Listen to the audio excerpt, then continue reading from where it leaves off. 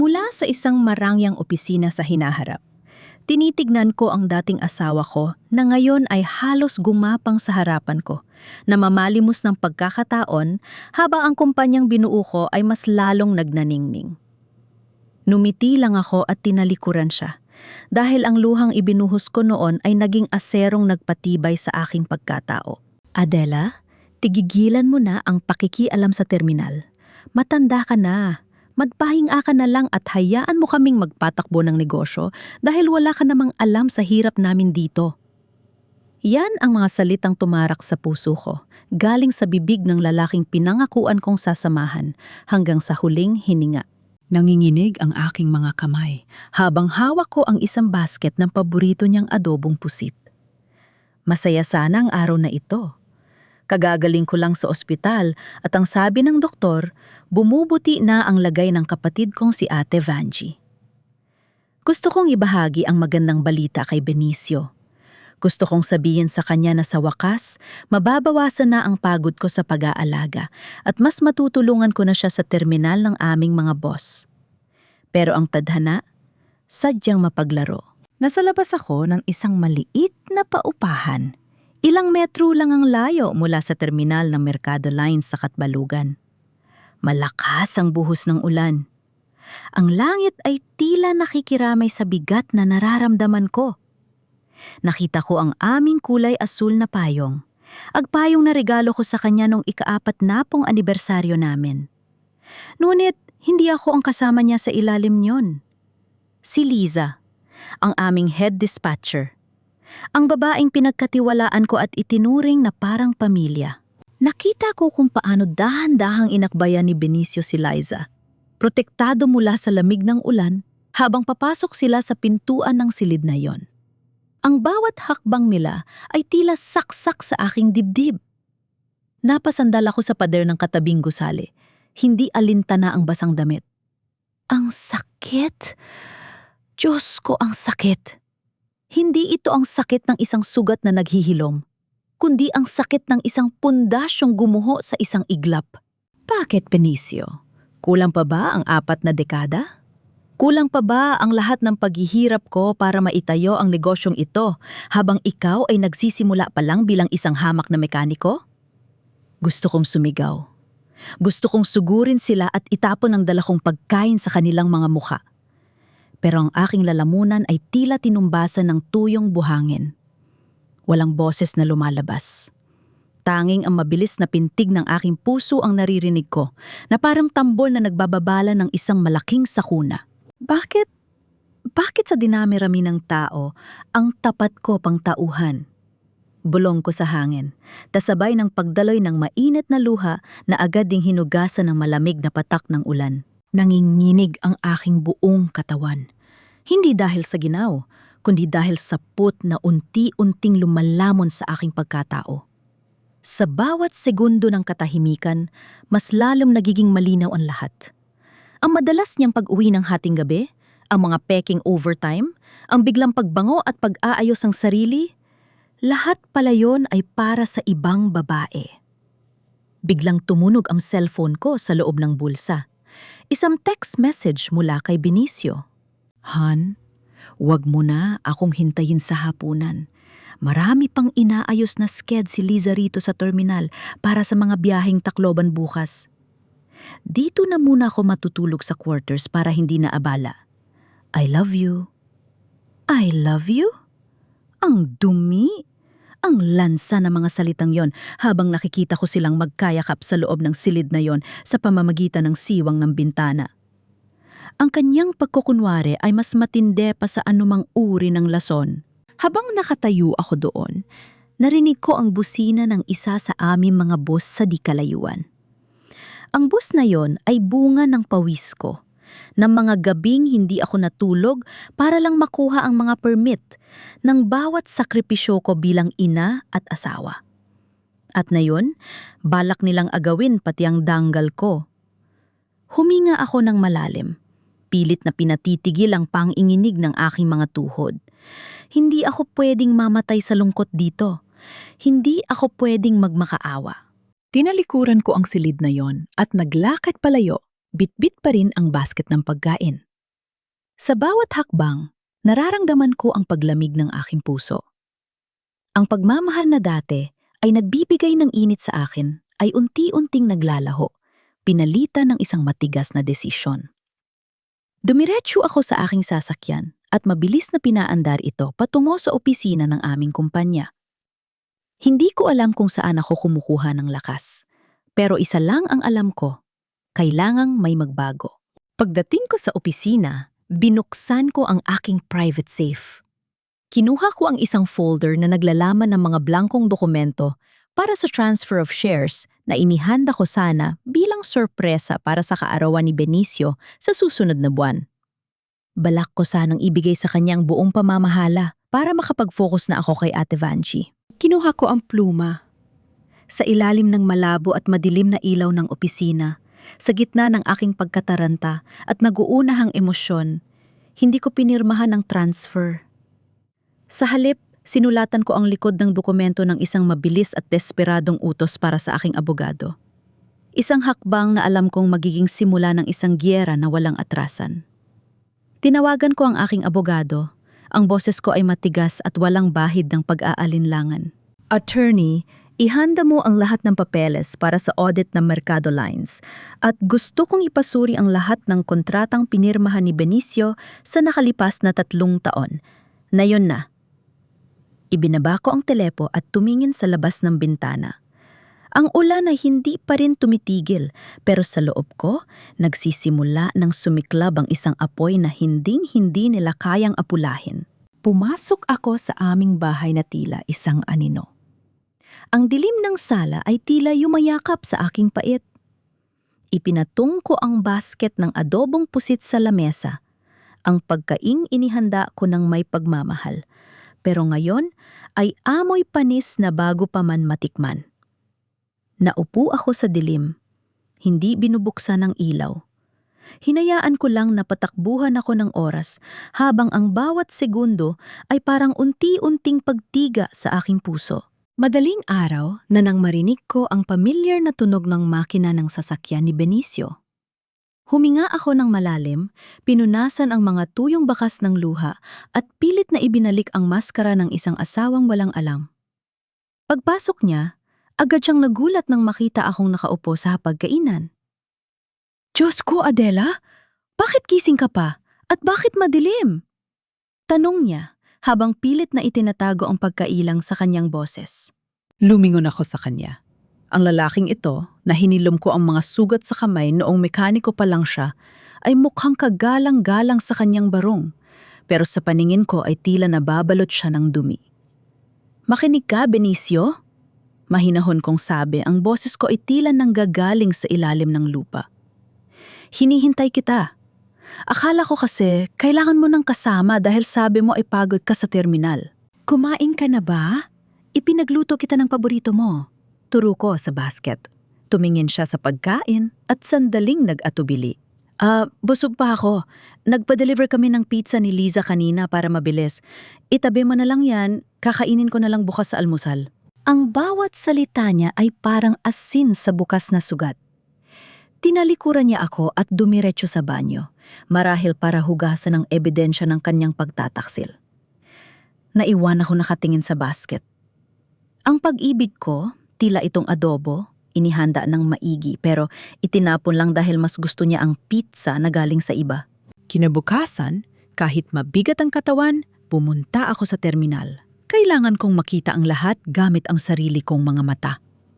Pagbaba ko pa lang sa jeepney, naramdaman ko na ang kakaibang tingin ng mga kapitbahay at ilang mga tindera sa sari-sari store malapit sa gate. Ang marites culture sa terminal ay tila apoy na mabilis kumalat. Alam ba nila? Pinagtatawanan ba nila ako sa likod ko? Ang hiya ay unti-unting gumagapang sa aking balat. Sa loob ng opisina, nakita ko si Liza. Napaka-professional niya sa kanyang uniforme, maayos ang pagkakapusod ng buhok at laging may matamis na, "Good morning po, Ma'am Adela," sa bawat makasalubong. "Ma'am, eto po ang report para sa linggong ito. Tumaas po ang koleksyon natin dahil naayos ko na ang rotation ng mga driver." Sabi niya nang may kasamang meeting, akala mo ay anghel. Tinitigan ko siya sa mata. Gusto kong makita ang kahit katiting na guilt, pero wala. Napakagaling niyang artista. Salamat, Liza. Malaki nga ang utang na loob namin sa'yo dahil sa pag-aalaga mo sa negosyo. At sa asawa ko, makahulugan kong sabi. Sandali siyang natigilan. Ang kanyang ngiti ay tila naging pilit. Trabaho lang po, ma'am, para sa ikabubuti ng Mercado Lines. Lumabas ako ng opisina at nakita ko si Benicio na kausap ang ilang mga driver. Lahat sila ay nakikinig sa kanya. Tila ba siya ang hari ng bawat biyahe? Samantalang ako, ang may-ari ng prangkisa, ay tila isang estrangero sa sarili kong kumpanya. Ramdam ko ang pagkakaisa nila laban sa akin. Ang mga driver ay tila mas kampi kay Liza dahil ito ang nagbibigay sa kanila ng pabor sa biyahe. Bumalik ako sa bahay ng hapong yon. Pagod na pagod ang aking isipan. Habang inililigpit ko ang mga labada, nakita ko ang jacket na ginamit ni Benicio kagabi na nakasampay sa upuan. Isang impulse ang nagtulak sa akin na kapkapan ng mga bulsa nito. May naramdaman ako maliit na piraso ng papel. Inakala ko nung una na resibo lang ito ng gasolina. Pero nang buksan ko, tila tumigil ang pag-ikot ng mundo. Isa itong resibo mula sa isang sikat na pawn shop at jewelry store sa downtown. Isang 18K gold necklace na may pendant na L. Ang petsa ay nung nakaraang linggo. Ang araw na sinabi niyang kailangan niyang pumunta sa Tacloban para sa repair ng isang boss. Nanginig ang aking buong pagkatao. Ang halaga ng kwintas ay katumbas na ng sahod ng 3 driver namin sa isang buwan.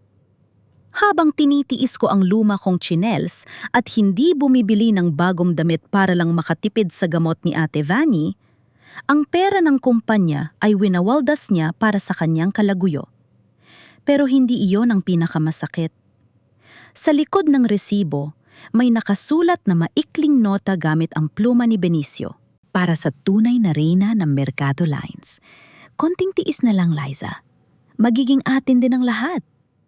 Nabitawan ko ang resibo. Ang hangin sa loob ng kwarto ay tila nawala. Hindi lang ito simpleng pambababae. Ito ay isang planadong pagnanakaw sa aking kabuhayan, sa aking danggal at sa aking kinabukasan. Narinig ko ang pagbukas ng pinto sa labas. Dumating na si Benicio. Han, nahanap po ba yung jacket ko? May kukunin lang sana ako sa bulsa. Sigaw niya mula sa sala. Ang boses niya ay puno ng kaba na sinusubukan niyang itago. Mabilis kong itinago ang resibo sa loob ng aking bra. Malapit sa aking puso na ngayon ay tila naging bato na. Tumingin ako sa salamin, inayos ang aking mukha at huminga ng malalim.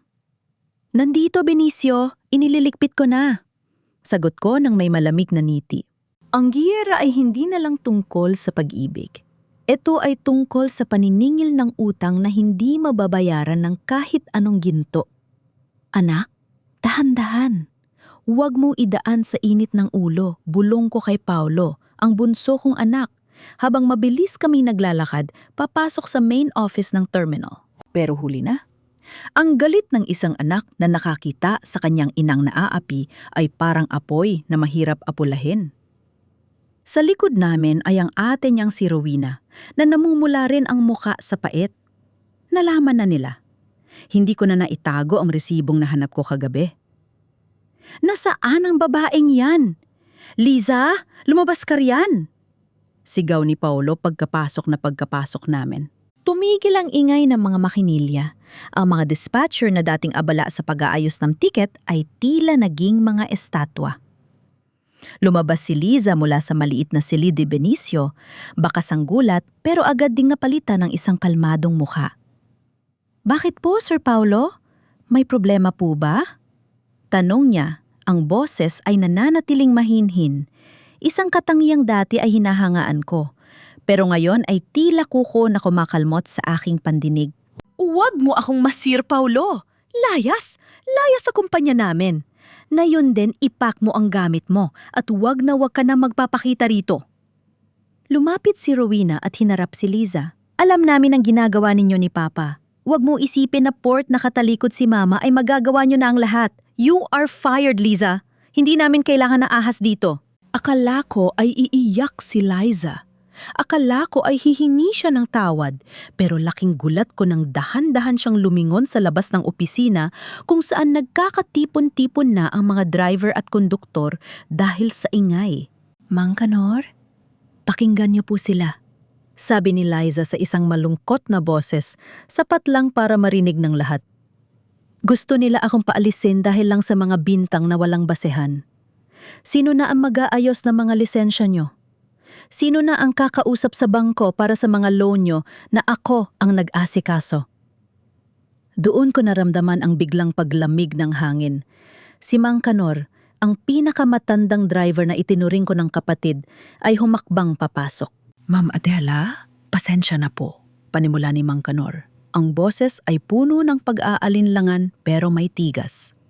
Pero kung aalis si Liza, baka marami sa amin ang hindi na rin bumuya. Siya lang ang nakakaintindi sa hirap namin dito, habang kayo ay abala sa ibang bagay. Siya ang nagbigay sa amin ng maayos na sked at insurance. Parang gumuho ang mundo ko sa narinig ko. Ang mga taong pinasweldo ko ng tapat sa loob ng maraming taon, ang mga taong tinulungan ko kapag may nagkakasakit silang anak, ngayon ay nakatayo sa harap ko para protektahan ang babaeng sumira sa pamilya ko.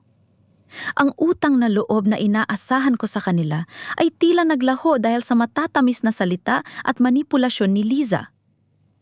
Anong nangyayari rito? Ang boses ni Benicio ay yumanig sa buong opisina.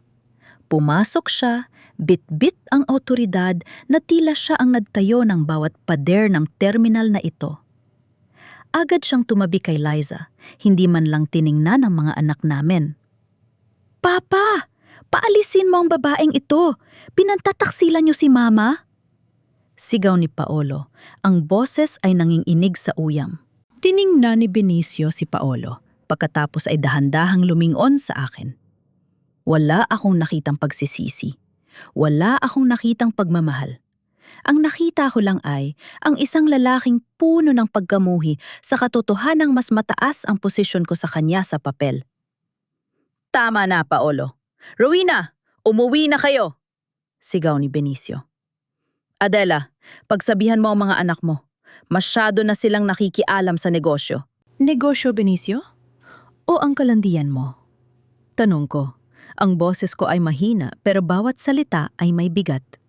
Nagtawanan ng bahagya ang ilang driver sa labas. Ang hiya ay sumabog sa aking mukha. Sa harap ng aking mga tauhan, sa harap ng aking mga anak, hinarap ako ni Benicio nang may nanglilisik na mga mata. Makinig ka sa akin, Adela. Duro niya sa akin habang ang mga driver ay nakamasid. Matagal ka nang walang silbi sa terminal na ito. Habang nagpapakasarap ka sa bahay at nag-aalaga ng may syakit, ako at si Liza ang sumasalo ng lahat ng problema rito. Kami ang nagpuyat para hindi mabangkarot ang Mercado Lines. Kami ang nagligtas sa kumpanya habang ikaw ay pabigat na lang. Nanigas ang aking buong katawan. Pabigat? Ang tawagin akong pabigat ng lalaking binihisan ko at ginawang tao mula sa pagiging hamak na mekaniko, ito na yata ang pinakamasakit na sampal na natanggap ko sa buong buhay ko. Benicio, ako ang may-ari ng prangkisang ito. Sabi ko, sinusubukang panatilihin ang aking dignidad. Prangkisa? Papel lang yan, Adela. Pero ang terminal na ito, ang mga taong ito, akin sila, amin ni Liza. Deklara niya, sabay hawak sa braso ni Liza sa harap ng lahat. Kung gusto niyo siyang paalisin, kailangan niyo rin akong paalisin. At kapag umalis kami, tignan natin kung may matira pa sa Mercado Lines niyo. Tumalikod siya at pumasok sa opisina kasama si Liza. Malakas na isinarado ang pinto na tila ba kami ang mga estrangerong bawal pumasok. Naiwan kaming mag-iina sa gitna ng terminal, sa ilalim ng mapanghusgang tingin ng mga driver at ng maingay na makina ng mga bus. Pakiramdam ko ay hinubaran ako ng danggal sa gitna ng palengke. Mama, uwi na tayo. Yaya ni Rowena habang umiiyak na. Tumingin ako sa paligid. Ang mga bus na dati ay simbolo ng aking tagumpay, na yon ay tila mga kabaong na naghihintay na ilibing ako. Pero habang papalayo kami, may isang bagay na unti-unting nabubuo sa loob ko. Isang desisyon mas madilim pa sa gabi. Kung itong kumpanya lang ang dahilan kung bakit naging hayop si Benicio, at kung ito lang ang hawak niya para tapakan ako, mas mabuti pang wala nang matira sa amin. Kinuha ko ang cellphone ko at tinawagan ang aking abogado. Attorney, ituloy mo ang plano. Ibenta mo ang buong kumpanya sa Victory Liner. Na yun din. Ayoko nang may matira kahit isang turnilyo ng Mercado Lines sa mga kamay nila. Sa loob ng sariling opisina na binuo ko mula sa wala, bawat gamit ay tila naging stranger sa akin. Ang lamesang ito, kung saan ako nagpuyat para sa mga unang prangkisa namin, ay tila naging malamig na kabaong. Attorney Mendoza, sigurado ka ba sa mga nakita mo? Tanong ko, habang nakatingin sa mga dokumentong nakakalat sa harap ko. Ang boses ko ay halos pabulong, hindi dahil sa kawalan ng lakas, kundi dahil sa takot na baka tuluyan ng mawasak ang natitirang bahagi ng aking puso. Opo, Mang Adela. Nung tiningnan ko ang mga internal files na nakuha natin sa computer ni Benicio, hindi lang audit ang nakita ko. May inihanda silang kasunduan. Paliwanag ng abogado sa kabilang linya. Nanginginig ang aking mga daliri habang binubuklat ko ang isang asul na folder na kinuha ko mula sa hidden compartment ng cabinet ni Benicio. Isang dokumento ang tumambad sa akin. Memorandum of Agreement and Transfer of Interest. Binasa ko ang bawat salita. Bawat pangungusap ay parang latigo na humahagupit sa aking pagkatao. Nakasaad doon na sa oras na mawala ako. O kapag idineklara akong incapacitated dahil sa edad at stress, 30% ng kabuuang shares ng Mercado Lines ay otomatikong mapupunta kay Liza as compensation for management services. At ang matitira? Mapupunta lahat kay Benicio bilang sole chairman. Walang nakalaan para sa mga anak ko. Walang nakalaan para sa legacy na gusto kong iwan sa aking mga apo. Diyos ko po, napaupo ako ng mahina. Ang paningin ko ay nagdilim ng bahagya. Hindi lang pala ito simpleng pambababae. Hindi lang ito bugso ng damdamin ng isang lalaking naghahanap ng atensyon. Ito ay isang planadong pagpuksa sa lahat ng pinaghirapan ko. Inisip ko ang lahat ng mga gabi na nagtitipid ako, kahit sa pagkain, para lang may maipambayad sa insurance ng mga boss. Inisip ko ang bawat pagmamahal na ipinaramdam sa akin ni Benicio nito mga nakaraang buwan. Ang paghimas niya sa balikat ko, ang pagsasabing magpahinga na ako, lahat pala yon ay para mapabilis ang pagkuha nila sa kumpanya. In the end, it's all about greed, bulong ko sa sarili ko. Ma'am Adela, are you still there? Tawag mi Ate Mendoza. I'm here, attorney. Ituloy mo ang pakikipag-usap sa Victory Liner. I want a clean sale. Ayaw ko may matira kahit isang gulong ng bus na may pangalang Mercado kung gagamitin lang nila itong pambili ng dangal ng ibang babae. Sabi ko, ang boses ko ay naging matigas na parang asero. Ngunit habang tinitingnan ko ang huling pahina ng folder, may napansin akong isa pang dokumento. Isang stack ng maintenance logs para sa mga boss na bumibiyahe sa rutang Katbalogan-Tacloban. Doon ko naramdaman ang tunay na kilabot. Ang mga lagda sa baba ng bawat report ay hindi sa akin. Pinira-piraso ang aking pirma. At ang mas malala, ang mga petsa ng inspeksyon ay puro cleared. Kahit alam kong ang dalawa sa mga bagong unit namin ay kailangang sumailalim sa major engine overhaul dahil sa tagas ng langis. Binuklat ko pa ang mga resibo ng maintenance. Ang mga piyesang binayaran ng kumpanya ay puro brand new sa papel. Pero may nakasingit na maliliit na note sa likod. Mga pangalan ng junk shops at surplus dealers. Benicio, anong ginawa mo? Hindi lang pala pera ang ninanakaw nila. Itinataya nila ang buhay ng mga pasahero. Itinataya nila ang lisensya ng buong kumpanya para lang makapagbulsa ng malaking halaga. Sa bawat biyaheng pinapalabas nila na safe, may panganib na naghihintay sa kalsada. Narinig ko ang yabag ng sapatos sa labas ng opisina. Mabilis kong ibinalik ang mga dokumento sa asul na folder at itinago ito sa ilalim ng aking blouse malapit sa aking nanginginig na balat. Bumukas ang pinto. Si Benicio, nakangiti ng napakatamis, may dalang baso ng gatas. Han, bakit nandito ka pa sa dilim? Sabi ko naman sa'yo, magpahinga ka na. Hayaan mo na kami ni Liza sa mga papeles na yan. Masyado kang mistress. Baka atakihin ka na naman sa puso. Sabi niya habang inilalapag ang gatas sa lamesa. Timitigan ko siya. Ang mukhang yun na dati ay nagbibigay sa akin ng kapayapaan na yon ay tila maskara ng isang demonyo. Ang bawat salita ng pag-aalaga niya ay parang tunog ng hukay na hinuhukay niya para sa akin. Salamat, Benicio. Nag-aayos lang ako ng ilang alaala. Sagot ko ng may malamig na boses. Alaala? Hayaan mo na yan. Ang mahalaga ay ang kinabukasan natin. Sabi niya sabay haplos sa aking buhok. Honestamente, kung hindi dahil sa amin ni Liza, baka matagal lang kinuha ng gobyerno ang mga boss natin. Kaya magtiwala ka lang sa amin, ha? Numiti ako. Isang meeting hindi umaabot sa aking mga mata. Siyempre, Benicio, natitiwala ako sa kung ano ang nararapat. Paglabas niya ng pinto, agad kong kinuha ang folder at naramdaman ko ang bigat nito. Hindi ko pwedeng ibenta ang kumpanya ng basta-basta. Kung ibebenta ko ito ngayon sa Victory Liner nang hindi inaayos ang mga peking records na ito, ako ang mananagot sa batas. Maiipit ang mga anak ko. Mawawala ng trabaho ang mga driver na inosente. Napansin ko ang isang maliit na detalye sa maintenance log. Isang selyo na hindi dapat nandoon. Isang pirma na pamilyar pero hindi kay Benicio o Liza. Nanigas ang aking buong pagkatao. Kung totoo ang hinala ko, hindi lang dalawa ang nagtataksil sa akin. Ang bawat pahina ng asul na folder ay parang lason na unti-unting pumapasok sa aking mga ugat. Sa ilalim ng malamig na liwanag ng buwan na tumatago sa bintana, tinitigan ko ang pirma sa dulo ng peking maintenance report. S. Ramos. Sebastian Ramos.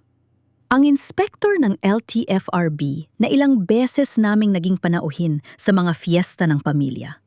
Ang taong pinagkakatiwalaan ko na magbabantay sa kaligtasan ng aming mga unit. Ngayon, malinaw na ang lahat. Hindi lang pamilya ang itinataksil ni Benicio, kundi ang buong bayan ng Katbalogan. Binayaran nila ang kaligtasan ng mga pasahero para lang mapabilis ang pag-iipon nila ng terang gagamitin sa pagtakas. Gusto kong sumigaw, pero tanging ang tunog ng sarili kong mabigat na paghinga ang maririnig ko sa loob ng kwarto. Ang sakit. Mas matindi pa ito sa pagkakaalam kong may kinalaman sila ni Liza. Ito ay pagtataksil sa sinumpaan naming tungkulin bilang mga lingkod bayan. Kinabukasan, maaga akong nagtungo sa terminal. Hindi para makipag-away, kundi para masaksihan ang lawak ng kanilang kasasinungalingan. Mula sa malayo, sa tapat ng isang maliit na sari-sari store, nakita ko ang Unit 77. Ang boss na ayon sa log ay may seryosong problema sa preno pero minarkahang excellent ni Benicio at Sebastian. Nakita ko si Benicio na nag-aabot ng isang makapal na sobre kay Sebastian Ramos sa likod ng terminal. Walang iya, walang takot.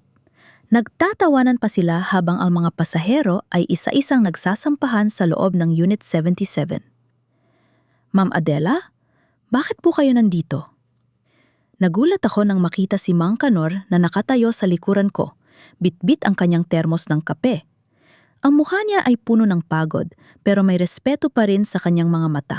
Kanor, ikaw ba ang magmamaneho ng Unit 77 na yon? Tanong ko, ang boses ko ay nanginginig. Opo ma'am, sabi ni Sir Benicio, kailangang humabol sa schedule dahil maraming pasahero pa Tacloban. Bakit po? May problema ba? Gusto kong sabihin sa kanya, Kanor, wag kang sasakay riyan, kabaong ang minamaneho mo. Pero bago pa ako makapagsalita, nakita na kami ni Benicio. Mabilis siyang lumapit sa amin, ang mukha ay tila naging bato. Adela! Anong ginagawa mo rito sa labas? Di ba sabi ko magpahinga ka na lang sa bahay? Huwag mo nang isturbohin ang mga driver. Marami kaming trabaho. Sigaw niya, sapat na para marinig ng mga taong nakapaligid sa amin. Benicio, kailangan nating pag-usapan ng Unit 77. Hindi pwedeng bumiyahe yan. Sabi ko ng may otoridad. Tumawa ng mapakla si Benicio at humarap sa mga driver na nakikinig. Kita niyo na? Nakikialam na naman siya sa bagay na wala siyang alam. Adela, na-inspeksyon na yan ni Inspektor Ramos. Maayos ang lahat. Huwag mong gamitin ang emosyon mo para hadlangan ang negosyo. Bahala na kami rito, umuwi ka na. Lumingon si Liza mula sa pintuan ng opisina, may hawak na clipboard. Ma'am Adela, safe po ang bawat unit natin. Huwag po kayong mag-alala, ako na po ang nag-double check ng lahat. Ang kapal ng mukha niya. Ang opo at ma'am niya ay tila mga pako na ibinabaon sa aking danggal. Ramdam ko ang tingin ng mga tao. Tingin ng awa, tingin ng panghuhusga na ako ay isang selosang asawa na nanggugululam sa trabaho. Hinarap ko si Benicio. Kung may mangyari sa boss na yan, Benicio, hindi ko mapapatawad ang sarili ko at hindi kita mapapatawad. Wala mangyayari! Umalis ka na rito! Pagtataboy niya sa akin, halos itulak niya ako palayo sa harap ng aking mga tauhan. Sumakay ako sa aking sasakyan na may mabigat na desisyon. Kung ibebenta ko ang kumpanya ngayon sa Victory Liner, ipapasa ko lang ang panganib na ito sa kanila. At kapag nadiskubre ng Victory Liner ang mga peking dokumentong ito, babagsak ang Mercado Lines at mawawala ng trabaho ang lahat, kasama na si Mang Kanor na walang kinalaman. Napatigil ako sa pagmamaneho sa tapat ng simbahan. Pumasok ako at lumuhod. Panginoon, gabayan niyo po ako. Gusto kong magiganti, pero ayoko may madamay na inosente. Habang nagdarasal, isang ideya ang pumasok sa isip ko. Isang mapanganib na laro. Kung gusto ni Benicio ng kapangyarihan, ibibigay ko sa kanya hanggang sa malunod siya rito. Tinawagan ko ang Victory Liner. Attorney, i-hold muna natin ang sale. May kailangan akong tapusin sa loob ng Mercado Lines. Pero pakisabihan ng inyong legal team na ihanda ang lahat ng records para sa isang public disclosure. Pag-uwi ko, nakita ko si Benicio na nag-e-empake ng gamit sa aming kwarto. Saan ka pupunta? Tanong ko. Sa Tacloban. May meeting kami ni Lisa sa mga supplier.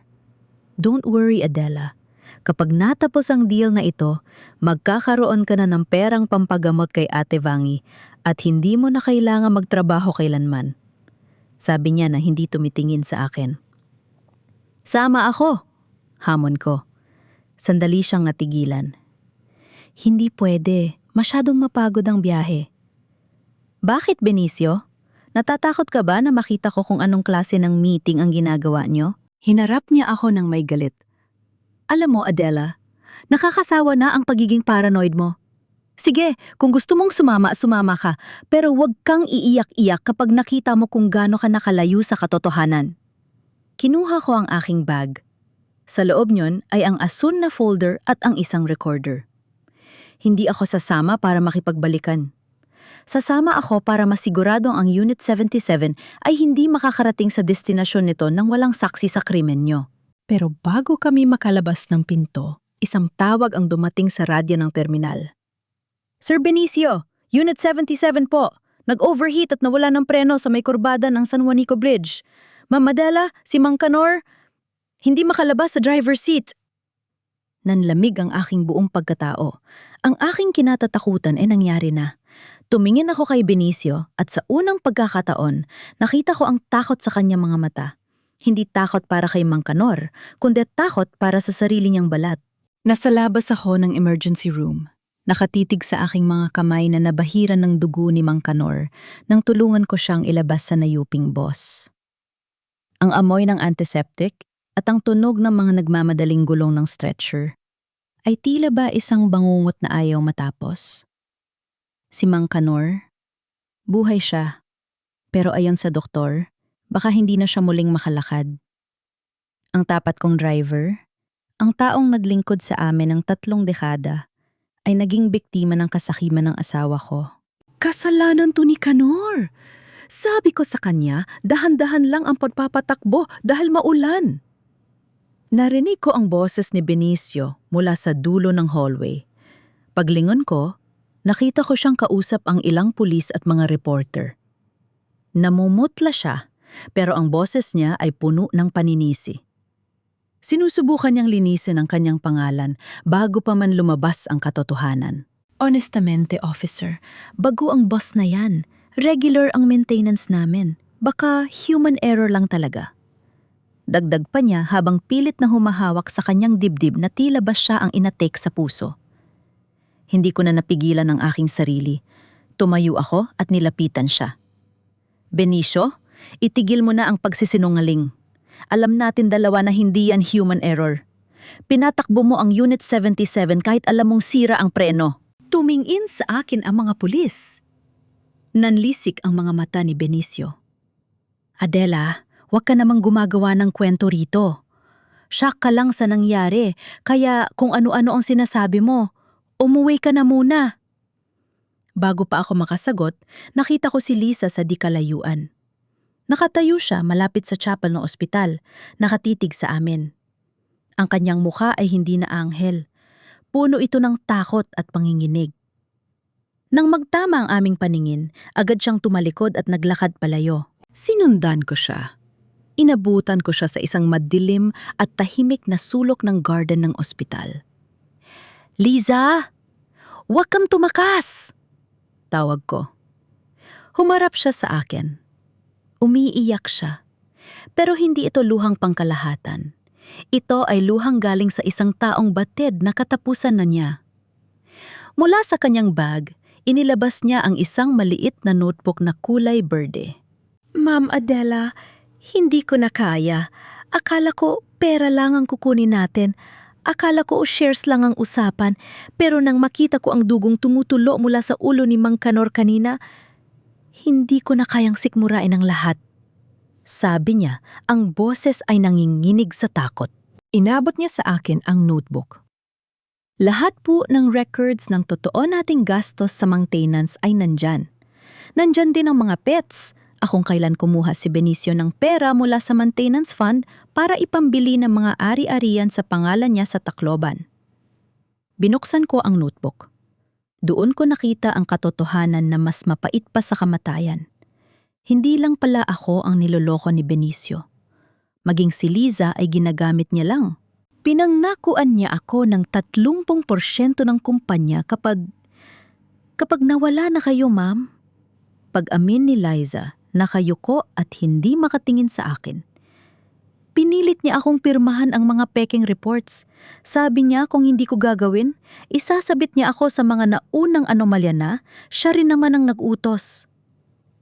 Bakit mo to binibigay sa akin na yon, Liza? Tanong ko habang mahigpit na hawak ang notebook. Dahil natatakot ako, ma'am.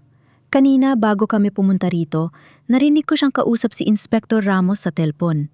No, sinasabi niya na kailangan mawala ang orihinal na log sa opisina niyo. At ma'am, sinasabi niya rin na kailangan kayo ang managot sa aksidente dahil sa inyo nakapangalan ng prangkisa. Naramdaman ko ang lamig na gumagapang sa aking likuran. Ang asawang pinakasalan ko, ang lalaking pinagkatiwalaan ko ng aking buhay, ay hindi lang magnanakaw at traidor. Siya ay isang halimaw na handang isakripisyo ang sarili niyang asawa para lang maligtas ang kanyang balat. In the end, it's not just about the money, isn't it? It's about how much blood he's willing to spill for power. Bulong ko sa sarili ko.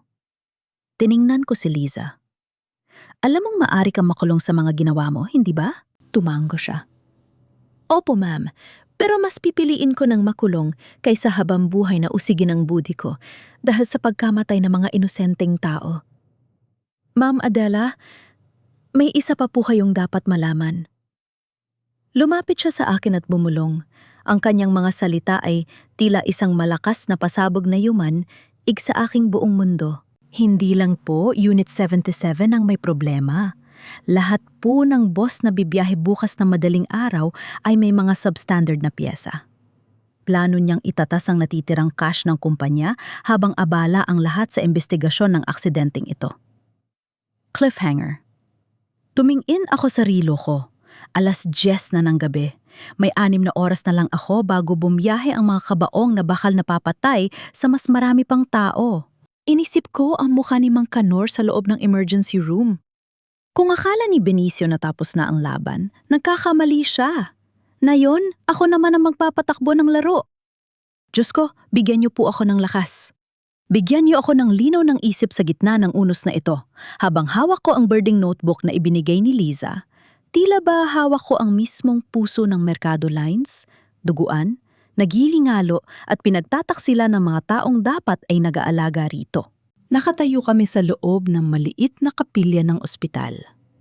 Ang tanging ingay ay ang mahinang paghikbi ni Liza at ang lagutok na mga kandilang unti-unting nauupos.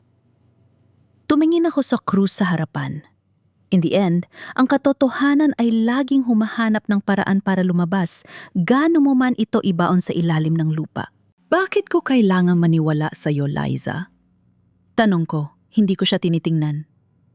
Matapos mong sirain ang pamilya ko, matapos mong makipagsabwatan sa asawa ko para nakawan ako, bakit mo iniisip na paniniwalaan ko ang bawat salitang lumalabas sa bibig mo?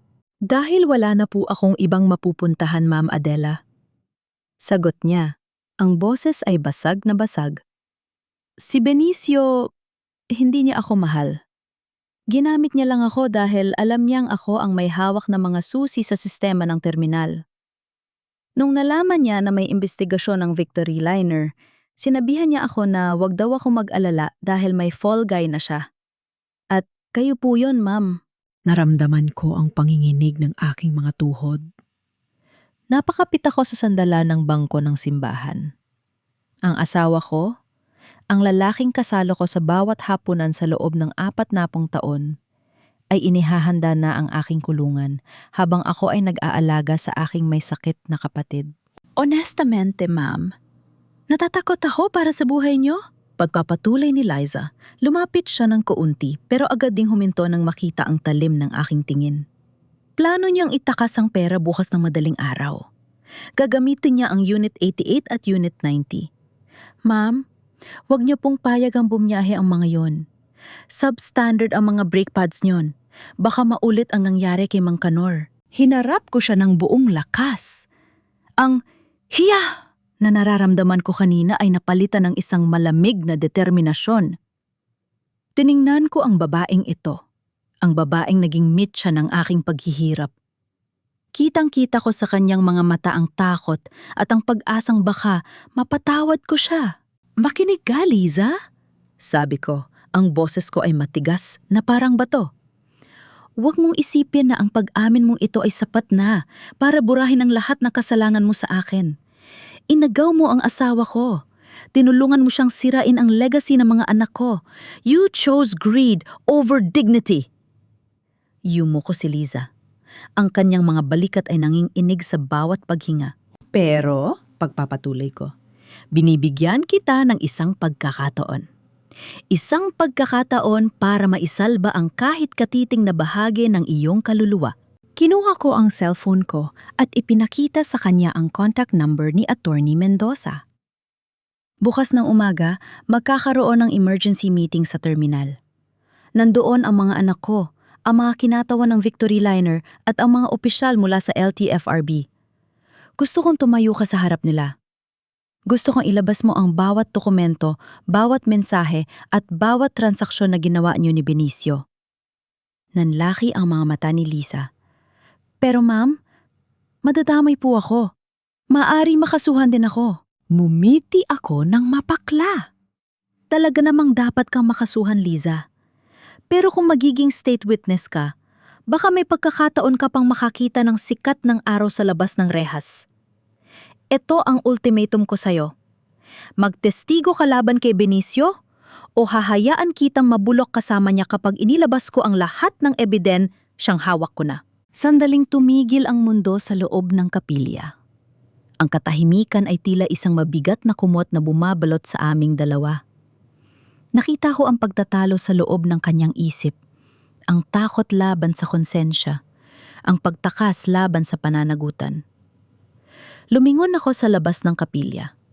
Nakita ko si Benicio sa malayo, naglalakad sa hallway ng ospital habang may kausap sa cellphone. Marahil ay inaayos na ang kanyang pagtakas-bukas. Ang bawat hakbang niya ay tila isang insulto sa bawat sakripisyo ko. Hinarap ko ulit si Liza. Ang aking tingin ay hindi kumukurap.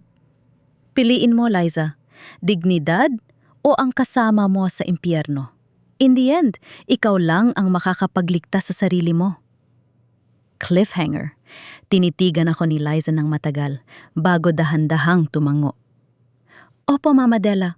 Gagawin ko po.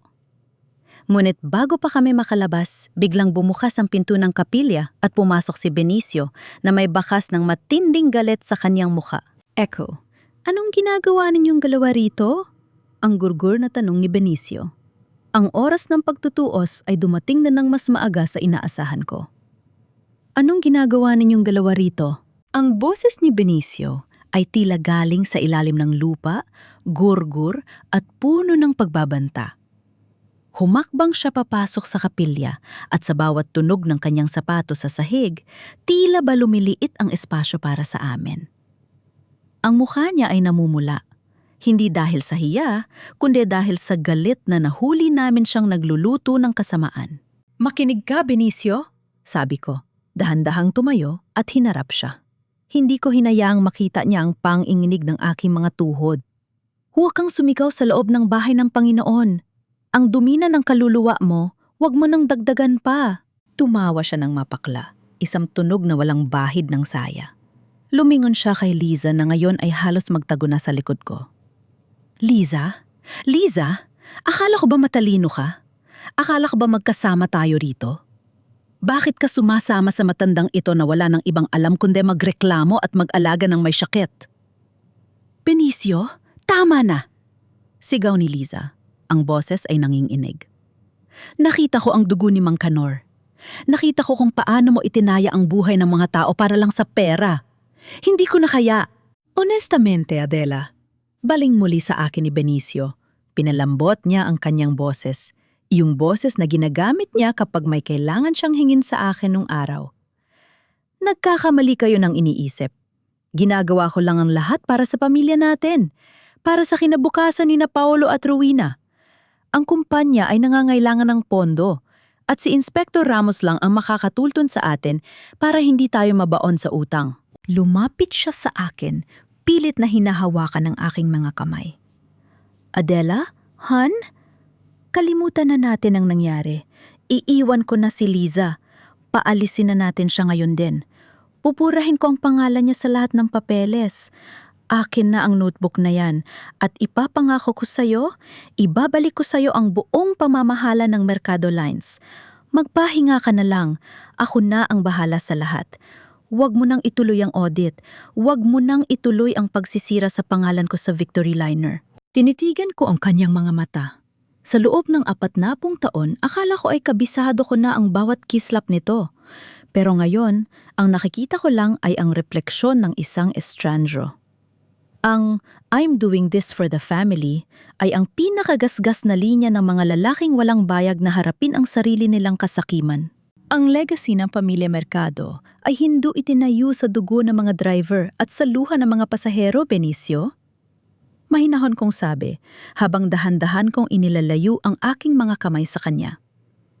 Ang alok mo ay hindi para sa pamilya. Ang alok mo ay para iligtas ang sarili mong leeg mula sa kulungan. Adela, huwag kang maging matigas ang ulo. Biglang nagbago ang kanyang timpla. Hinawakan niya ako ng mahigpit sa braso. Kapag lumabas ang report na yan, hindi lang ako ang babagsak. Babagsak ang Mercado Lines. Mawawala ng lisen, siya ang lahat ng boss natin. Gugutom ang mga anak natin. Gusto mo bang mangyari yun? Gusto mo bang maging pulubi tayo sa harap ng buong Katbalogan dahil lang sa selos mo? Hindi ito selos, Benicio. Ito ay katarungan. Sagot ko, tinitigan ko siya ng diretso sa mata, walang kurap. In the end, mas pipiliin ko pang mawala ang kumpanya kaysa hayaan itong maging instrumento ng kamatayan sa ilalim ng pamumuno mo. Binawi ko ang braso ko at humakbang palayo. Liza, tara na! Hindi kayo aalis! Sigaw ni Benicio. Haharangan sana niya ang pinto pero bago pa siya makakilos, tumunog ang aking cellphone. Malakas. Maugong sa loob ng tahimik na kapilya. Hello? Paulo? Sagot ko, sinadyan i-loudspeaker ang tawag. Ma? Nasaan kayo? Nandito na ang mga pulis sa terminal. Hinahanap nila si Papa. Nakita raw sa dashcam ng Unit 77 ang huling usapan nila ni Mang Kanor tungkol sa preno bago ito bumiyahe. Ma, kailangang sumuko ni Papa. Nanigas si Benicio. Ang kanyang mukha na kanina ay puno ng yabang ay biglang naging abo ang kulay. Ang hawak niya sa pintuan ay lumuwag. Tumingin ako sa kanya. Ang puso ko ay puno ng pait. Pero ang isip ko ay malinaw. Tapos na ang laro, Benicio. Ang bawat kasinungalingan mo ay may katapat na resibo. At ang resibong yon ay hindi ko na hawak na ng batas. Cliffhanger. Tinalikuran ko siya at lumabas ng tapilya kasama si Lisa. Pero bago ako tuluyang makalayo, narinig ko ang mahinang bulong ni Benicio na tila ba isang huling sumpa. Hindi mo alam ang pinasok mo, Adela. Hindi lang ako ang mawawala sa'yo. Isasama ko ang lahat ng mahal mo. Ang mga salita niya ay tila isang malamig na hangin na dumaan sa aking bato. Hindi ko alam kung ano ang susunod niyang hakbang, pero isa lang ang sigurado. Sa gabing ito, ang Mercado Lines ay hindi na kailanman magiging katulad ng dati. Lumabas ako ng ospital kasama si Liza, habang ang boses ni Benicio ay tila isang malupit na alingaw-ngaw na humahabol sa aking bawat hakbang.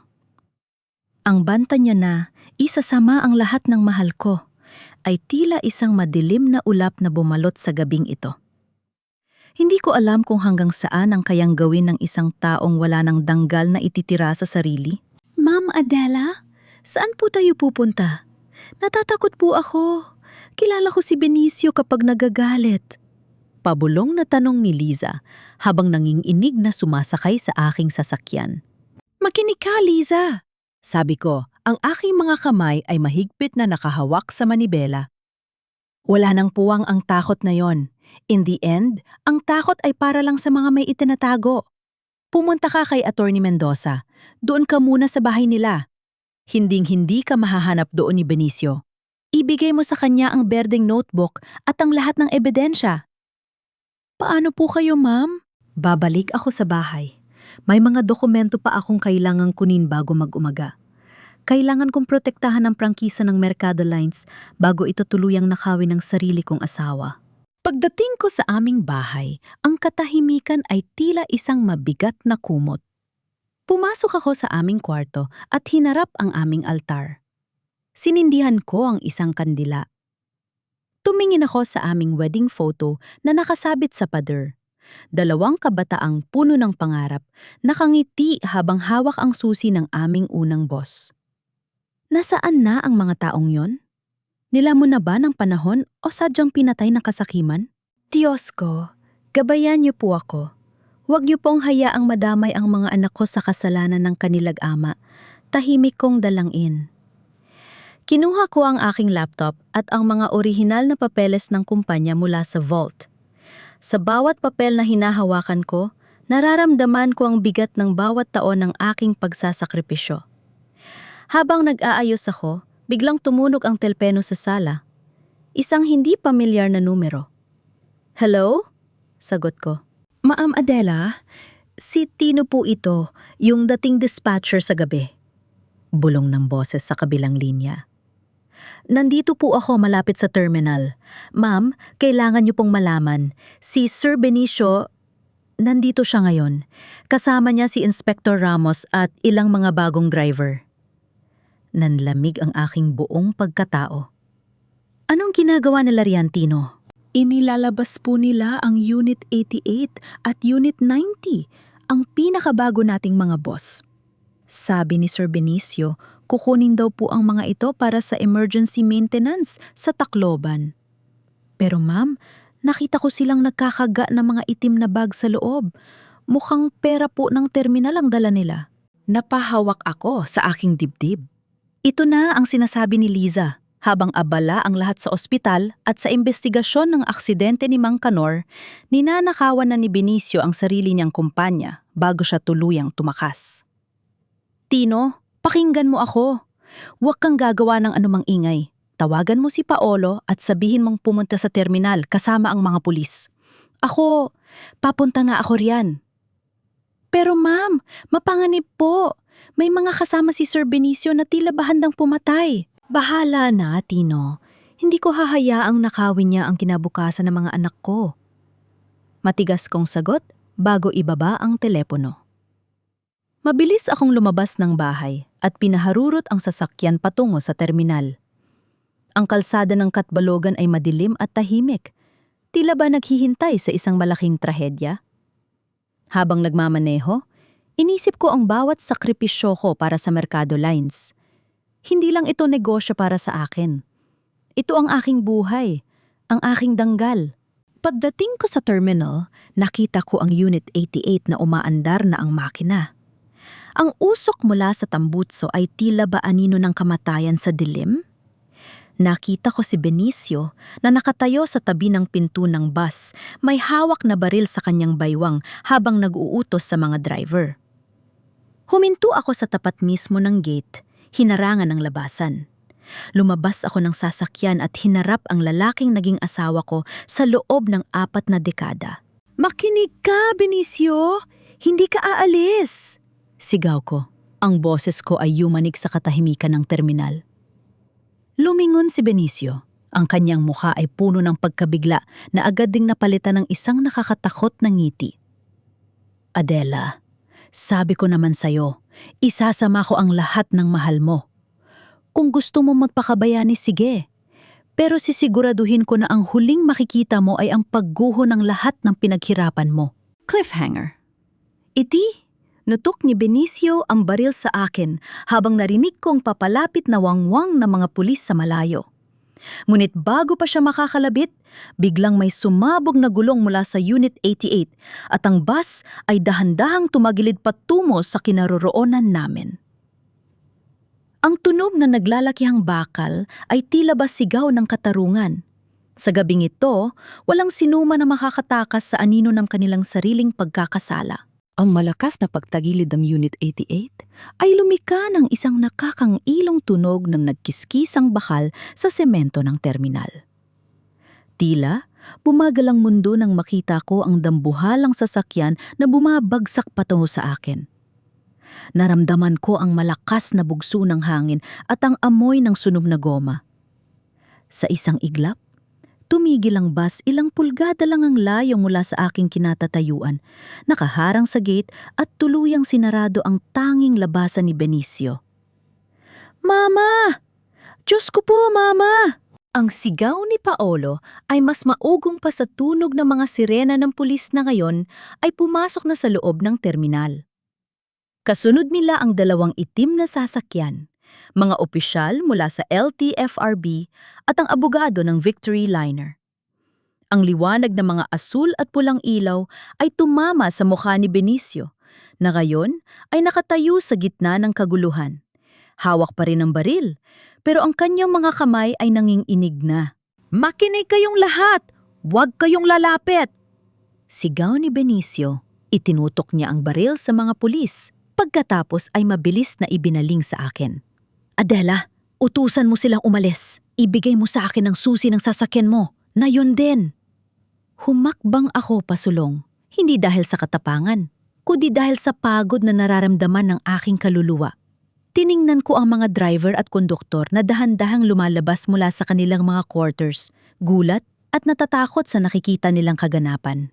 "Benicio, ibaba mo ang baril," sabi ko. Ang boses ko ay kalmado, pero bawat salita ay tumatagos sa ingay. Wala na itong patutunguhan. In the end, ang tanging matitira sa iyo ay ang kahihiyang ito. "Wala kang alam. Wala kayong alam sa hirap ko!" Hiyaw niya. Ang kanyang mga mata ay nanlilisik sa desperasyon. Hinarap ko ang mga opisyal at ang mga driver na nakamasid. "Makinig kayong lahat! Ako, si Adela Mercado, ang may-ari ng Mercado Lines. Ngayong gabi, Sa harap ninyong lahat, inaamin ko ang aking pagkukulang. Naging bulag ako. Pinabayaan ko ang pamamahala dahil sa aking pagtitiwala sa maling tao. At dahil doon, nagkaroon ng aksidente. Dahil doon, muntik nang mamatay si Mang Kanor. Tumigil ang lahat. Maging ang mga pulis ay sandaling hindi gumalaw. Ang hiya na kanina ay nagpapabigat sa akin ay unti-unting napalitan ng isang malakas na pananagutan. Pero, pagkapatuloy ko, itinuro ko si Benicio at si Inspector Ramos na sinusubukang magtago sa likod ng bus. Ang aksidenteng yon ay hindi pagkakataon. Yon ay pinlano. Ito ang asul na folder na naglalaman ng mga peking maintenance reports. At ito ang berdeng notebook ni Liza na nagpapatunay ng pagnanakaw sa pondo ng kumpanya para sa pansariling luho ni Benicio. Kasinungalingan yan! Pinagtutulungan niyo ako! Sigaw ni Benicio, pilit na humahanap ng kakampi sa mga driver. Kanor, sabihin mo sa kanila, ako ang nagbibigay sa inyo ng bonus. Isang boses ang sumagot mula sa likuran ng mga pulis. Isang wheelchair ang dahan-dahang itinulak ni Rowena. Si Mang Kanor, may benda sa ulo at mga sugat sa mukha, ay nakatingin ng diretso kay Benicio. Sir Benicio, ang bonus na ibinigay niyo sa amin ay galing sa dugo ng Unit 77. Sabi ni Mang Kanor, ang boses ay mahina pero puno ng pait. Sabi niyo, safe ang bus. Sabi niyo, bahala na. Muntik ko nang maiwan ang pamilya ko dahil sa bahala na ninyo. Doon na bumigay si Benicio. Ang kanyang mga balikat ay dahan-dahang bumagsak. Ang baril sa kanyang kamay ay dahan-dahang bumaba. Nakita ko ang pagguho ng isang lalaking. Akala ay kaya niyang bilhin ang lahat ng tao gamit ang nakaw na pera. Lumapit ang mga pulis at mabilis siyang pinalibutan. Bago nila siya tuluyang madampot, nilapitan ko siya. Tinitigan ko ang lalaking pinakasalan ko nung wala pa kaming kahit anong pag-aari kundi ang aming mga pangarap. Benicio? Bulong ko, sapat lang para marinig niya. Sana ay naging sapat na lang ang pag-ibig ko para sa'yo. Pero mas pinili mo ang maging hari sa gitna ng mga bangkay. Hindi siya sumagot. Napayuko lang siya habang nilalagyan ng posas. Kasunod niyang kinaladkad si Inspector Ramos at si Liza na dinala rin para sa questioning. Humarap ako sa mga opisyal ng LTFRB. Handa po akong harapin ang anumang multa o suspensyon ng aking prangkisa. Gagamitin ko ang aking mga lupain para bayaran ang bawat sentimong nawala sa mga driver at para sa pagpapagagot ni Mang Kanor. Pero pakiusap, huwag niyo pong hayaang mamatay ang Mercado Lines dahil sa kasalanan ng isang tao. Cliffhanger. Habang isinasakay si Benicio sa sasakyan ng pulis, bigla siyang huminto at tumingin sa akin nang may kakaibang ngiti. Akala mo ba nanalo ka na, Adela? Tignan natin kung ano ang matitira sa'yo kapag nalaman mo kung kanino talaga galing ang perang ginamit natin para pambili ng unang prangkisa ng Mercado Lines. Ang kanyang mga salita ay tila isang huling bomba na sumabog sa aking isipan. Anong lihim pa ang itinatago ng kumpanyangang ito mula sa aking nakaraan? Hindi ako nakatulog. Habang ang buong Katbalogan ay payapang nahihimbing, ako ay narito sa loob ng aming lumang opisina, tinititigan ang mga bakanteng silya na dati ay puno ng tawanan at pangarap. Ang banta ni Benicio bago siya isakay sa presinto ay tila isang lason na unti-unting kumakalat sa aking isipan. Anong lihim ang tinutukoy mo, Benicio? Bulong ko sa hangin. Kinuha ko ang isang lumang baul mula sa ilalim ng aking lamesa. Isang baul na pagmamay-ari pa ng aking ama bago niya ipamana sa akin ang unang 2 bus ng Mercado Lines. Doon, sa ilalim ng mga kupas na resibo at lumang lisensya, nakita ko ang isang liyam na may petsang 30 taon na ang nakalilipas. Nanginginig ang aking mga kamay habang binabasa ko ang sulat ng aking ama. Doon ko natuklasan ang katotohanan. Ang perang ginamit namin para sa unang prangkisa ay hindi galing sa naipon ni Benicio bilang mekaniko. Galing ito sa pagbebenta ng aking ama sa aming huling lupain sa probinsya, isang sakripisyong ginawa niya para lang masiguradong may magandang kinabukasan ako. Ngunit ang mas masakit, nalaman ko sa sulat na alam ni Benicio ang lahat. Ginamit niya ang impormasyong ito para utangin ang loob ng aking ama at dahan-dahang kontrolin ang mga ari-ari namin habang ako ay abala sa pagpapalaki ng aming mga anak. In the end, even our beginning was built on a foundation of lies and manipulation. Isip ko habang hinahaplos ang sulat. Kinabukasan, ang terminal ay tila isang sementeryo. Walang bumibiyahe. Ang mga driver ay nakaupo lang sa gilid. Ang mga muka ay puno ng kawalan ng pag-asa. Dumating ang mga opisyal mula sa LTFRB kasama ang mga abogado ng Victory Liner para sa huling desisyon tungkol sa suspensyon ng aming prangkisa. Ma'am Adela, dahil sa bigat na mga safety violations at falsification of documents, may sapat kaming basehan para tuluyang bawiin ang inyong prangkisa. Sabi ng opisyal, ang boses ay walang emosyon. Naramdaman ko ang pagpigil ng hininga ng mga anak ko sa tabi ko. Si Paolo ay akmang tatayo para makipagtalo, pero pinigilan ko siya. Tumayo ako, dahan-dahan pero may paninindigan. Makinig po kayo, panimula ko. Hinarap ko hindi lang ang mga opisyal, kundi pati ang mga driver na nakikinig sa labas. Inaamin ko ang lahat ng pagkukulang ng Mercado Lines sa ilalim ng aking pangalan. Pero ang mga taong nakatayo sa labas, ang mga driver, ang mga konduktor, ang mga pamilyang umaasa sa bawat biyahe, wala silang kinalaman sa kasakiman ng isang lalaki. Inilapag ko ang mga papeles ng aking sariling lupain sa probinsya, ang tanging alaala ng aking ama. Ito po ang titulo ng aking lupa.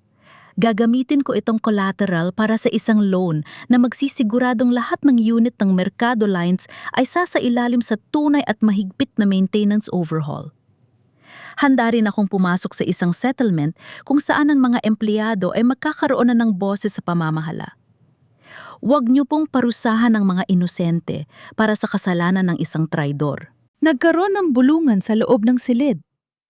Nakita ko ang pag-aalinlangan sa mga mata ng mga opisyal. Sa labas, narinig ko ang mahinang palakpakan ng mga driver. Si Mang Kanor, na dinala rito ng mga anak ko gamit ang wheelchair, ay sumigaw mula sa pintuan. Ma'am Adela, kasama niyo kami! Kung kailangan magtrabaho kami ng walang overtime pay para lang maayos ang mga bus, gagawin namin! Doon ko naramdaman ang tunay na utang na loob. Hindi iyong pinipilit, kundi iyong kusa at galing sa puso. Pinalingan ko ang abogado ng Victory Liner. Hindi ko na ibebenta ang kumpanya. Ngunit handa akong makipag-partner sa inyo para sa modernisasyon ng aming sistema. Ang Mercado Lines ay mananatiling pagmamay-ari ng mga taong nagpaandar nito sa loob ng 3 dekada. Sa huli, pumayag ang LTFRB sa isang probationary period. Hindi binawi ang prangkisa, pero kailangang sumailalim ang lahat sa mahigpit na monitoring. Pagkatapos ng meeting, nilapitan ko si Liza na nakaupo sa isang sulok, naghihintay ng kanyang sentensya. Liza? Tawag ko. Tumingala siya, ang mga mata ay puno ng takot. Ma'am, pasensya na po sa lahat. Makinig ka. Hindi kita mapapatawad sa pagsira sa pamilya ko at haharapin mo ang kaso mo sa korte dahil sa falsification. Sabi ko nang walang bahid ng galit. Tanging katotohanan lang. Pero dahil sa pagtulong mo sa amin na makuha ang ebidensya laban kay Benicio, hindi kita pababayaan sa labas. Pagkatapos mong pagsilbihan ng parusa mo, kung gusto mong bumalik bilang isang ordinaryong empleyado na walang kapangyarihan at dadaan sa tamang proseso, pag-isipan ko, napayak si Liza at lumuhod sa harap ko. Pero hindi ko siya hinayang humalik sa aking kamay. Tumayo ka, Liza. Ang dignidad ay kinikita, hindi hinihingi. Cliffhanger. Habang naglalakad ako palabas ng terminal, isang itim na sasakyan ang huminto sa tapat ko. Lumabas ang abogado ni Benicio at may inabot na isang huling dokumento. Ma'am, pinapasabi po ni Sir Benicio, bago siya tuluyang makulong, gusto niyang pirmahan niyo ito. Ang huling hiling niya para sa inyong annulment. Tiningnan ko ang papel. Ang wakas ng aming 4 na dekada ay nasa isang pirasong papel na lang. In the end, ang paglaya ay hindi laging masaya, pero ito ay laging kailangan. 6 na buwan ang lumipas.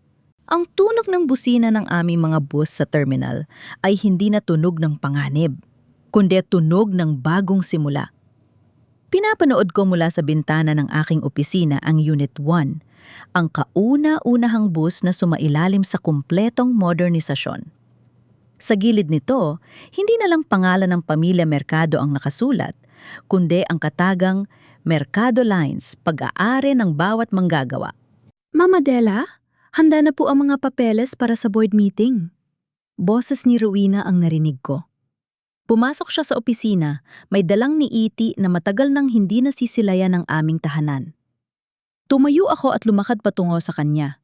Ang aking hakbang ay mas magaan na ngayon, bagaman may mga peklat pa rin ang aking puso na hinding-hindi mabubura. In the end, hindi ang paghihiganti ang nagbigay sa akin ng kapayapaan, kundi ang panpili sa tama sa gitna ng mali. Kumusta si Paolo sa terminal sa Tacloban? Tanong ko. Maayos po, Ma. Masunurin ang mga driver doon dahil alam nilang may boses na sila sa bawat desisyon ng kumpanya. Sagot ni Rowena. Lumabas kami sa terminal at doon ko nakita si Mang Kanor. Hindi na siya naka-wheelchair. Gamit ang kanyang baston, dahan-dahan siyang naglalakad patungo sa aming direksyon. Hindi na siya pwedeng magmaneho, pero siya na ngayon ang aming safety supervisor. Siya ang huling mata bago lumabas ang bawat bus sa kalsada. Ma'am Adela, tinitiyak ko po, bawat preno, bawat gulong, tapat sa batas at tapat sa buhay ng tao. Sabi ni Mang Kanor ng may pagmamalaki. Tumango ako at hinawakan ang kanyang balikat. Salamat, Kanor. Dahil sa'yo, nahanap natin ang tunay na halaga ng biyan ito. Bago matapos ang araw, nagtungo ako sa presinto. Ito ang huling beses na gagawin ko ito. Sa loob ng visiting area, nakita ko si Benicio. Wala na ang kagalang-galang na anyo ng isang chairman. Ang suot niyang orange na uniforme ay tila ba naging selyo ng kanyang sariling pagbagsak. Adela, bakit na yun ka lang? Pabulong niyang tanong, ang kanyang mga mata ay puno ng pait at pagsusumamo. Wala na akong lahat, pati si Liza tinraidor ako. Nilayasan ako matapos niyang aminin ang lahat sa korte. Tinitigan ko siya. Wala na akong nararamdamang galit. Tanging awa na lang para sa isang lalaking nabulag ng kinang ng pera na hindi naman sa kanya. Makinig ka, Benicio, sabi ko. Inilapag ko ang huling dokumento ng aming annulment na pirmado na ng korte. Hindi ka tinraidor ni Liza. Ipinagtanggol niya lang ang sarili niya mula sa apoy na ikaw mismo ang nagsindi. At ako? Hindi kita sinira. Hinayaan lang kitang mahulog sa hukay na ikaw mismo ang naghukay. Adela, pamilya tayo. Kailangan ko ng tulong mo sa apela. Pagmamakaawa niya, pilit na hinahawakan ang salamin na naghihiwalay sa aming dalawa. Wala nang tayo, Benicio. Ang huling tulong na ibinigay ko sa'yo ay ang hindi pagbenta sa kumpanya para may mamanahin pa ang mga anak mo kapag lumabas ka na riyan. Kung lalabas ka pa, malamig kong sagot. In the end, ang dignidad ay hindi na ibabalik ng pera, kundi ng pagsisisi. Tumayo ako at tinalikuran siya. Narinig ko ang kanyang pagsigaw, ang pagtawag sa aking pangalan, pero hindi na ako lumingon. Bawat hakbang ko palabas ng bilangguan ay tila ba pagtatanggal ng isang mabigat na tanikala sa aking leeg. Pagbalik ko sa terminal, nakita ko si Liza sa may dispatch desk. Gaya ng napag-usapan, bumalik siya bilang isang ordinaryong encoder. Walang special treatment, walang pabor. Nakita ko siyang pinapagalitan ni Mang Kanor dahil sa isang maliit na typo sa logbook. Nagpakumbaba siya at inayos ang mali. Siguro nga, may mga taong kailangang mawala ng lahat para mahanap ang kanilang sarili. Sumakay ako sa huling bus na bibiyahe pakat Balogan. Naupo ako sa may bintana, pinagmamasdan ang dapit hapon na bumabalot sa San Juanico Bridge. Ang tulay na dati ay naging saksi ng trahedya. Nayon ay tila ba isang gintong landas na naguugnay sa aking nakaraan at sa aking bukas. Hinaplos ko ang aking leeg. Wala na ang kwintas na regalo ni Benicio. Pinalitan ko ito ng isang maliit na krus na galing kay Ate Vanji. Ang Mercado Lines ay hindi na lang tungkol sa pagbiyahe mula sa isang bayan patungo sa isa pa. Ito ay tungkol sa pagbiyahe ng kaluluwa mula sa kadiliman patungo sa liwanag. Ngumiti ako at dahan-dahang ipinikit ang aking mga mata habang dinaduyan ng banay at natakbo ng boss. Sa wakas, ang biyahe ko ay pauwi na sa aking sarili. Timitignan ko ang huling sikat ng araw na tumatama sa mga bagong bus ng Mercado Lines at sa bawat pag-ikot ng gulong, nararamdaman ko ang tunay na kapayapaan. Mga mahal kong tagapakinig, dito nagtatapos ang kwento ni Adela Mercado. Isang paglalakbay na puno ng lubak, traidor at sakit ng kalooban. Pero tulad ng bawat bus na dumadaan sa madidilim na kalsada ng Samar, laging may liwayway na naghihintay sa dulo ng biyahe. Salamat sa inyong matiyagang pakikinig at pagsama sa bawat pahina ng buhay ni Adela. Madalas nating marinig na ang pagpapatawad ay para sa iba. Pero sa kwentong ito, natutunan natin na ang pagpapatawad at higit sa lahat, ang paninindigan sa ating dignidad ay ang pinakamagandang regalong maibibigay natin sa ating sarili. Naalala ko nung isinusulat ko ang bahagi kung saan hinarap ni Adela si Benicio sa loob ng kapilya. Ramdam na ramdam ko ang bigat ng kanyang puso. Sino ba naman ang hindi masasaktan kapag ang taong pinagkatiwalaan mo ng iyong buhay ay siya palang naghahanda ng iyong kulungan?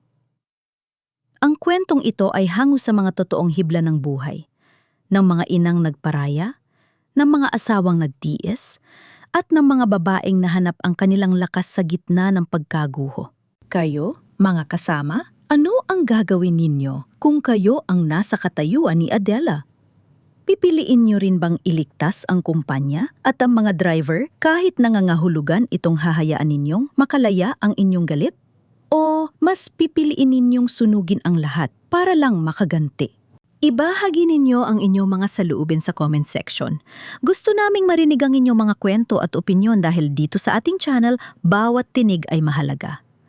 Kung nahanap ninyo ang inspirasyon sa kwentong ito, huwag kalimutang i-like, i-share at mag-subscribe para sa marami pang mga kwentong magpapatibay sa inyong puso. Hanggang sa muling biyahe ng ating mga damdamin, pagpalain kayo ng may kapal. Tiempo ng paniningil, ang reyna ng kalsada. Ang kwentong ito ay isinulat hango sa kwento ng ating tagapakinig na si Nanay Maria, 68 taong gulong mumula sa Leyte na nagpadala ng kanyang salaysay sa ating programa. Ang kanyang mensahe ay simple. Ang tunay na kayamanan ay hindi nasusukat sa dami ng iyong ari-arian, kundi sa linis ng iyong konsensya.